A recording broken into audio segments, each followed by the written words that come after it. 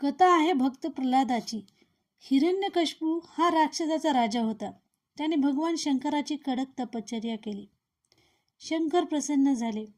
त्याने राजाला वर दिला, राजा, कोणत्याही शस्त्र किंवा अस्त्राने आणि कोणत्याही माणसाकडून किंवा जनावराकडून, पशु पक्षीकडून तुला मरण येणार नाही. हा वर मिळाल्याबरोबर हिरण्यकशिपू फार गर्विष्ठ आणि क्रूर बनला. आपल्या राज्यात देवाचे नाव घेण्यास त्यांनी बंदी केली. परंतु हिरण्यकशिपूचा मुलगा प्रल्हाद हा देवभक्त होता. तो सतत नारायण नारायण म्हणत असे. हिरण्यकशिपूने त्याला बजावले, खबरदार, पुन्हा देवाचे नाव घेशील तर. पण प्रल्हादाने नारायण नारायण हा जप चालूच ठेवला. हिरण्यकशिपू संतापला. त्याने शिपायांना आज्ञा केली, या कार्ट्याला पर्वताच्या उंच कड्यावरून खोल दरीत फेकून द्या. शिपायांनी तसं केले, पण प्रल्हाद घाबरला नाही. खाली कोसळत असतानाही तो नारायण नारायण म्हणतच होता. त्याला कुठेही जखम झाली नाही. नारायण नारायण म्हणत तो राजवाड्यात परत आला.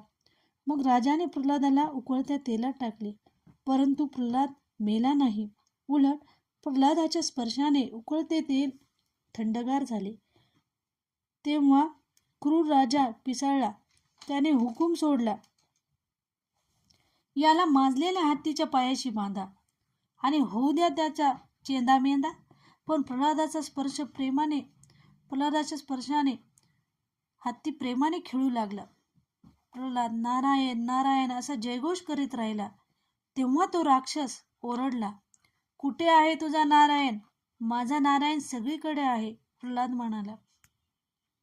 सगळीकडे? मग या खांबातही आहे का? हिरण्यकशिपू म्हणाला. हो हो, या खांबात पण आहे, प्रल्हाद म्हणला ठामपणे. हिरण्यकशिपूने चवताळून त्या खांबाला लाथ मारली. त्याबरोबरच मोठा कडकडाट झाला. खांब दुभगला.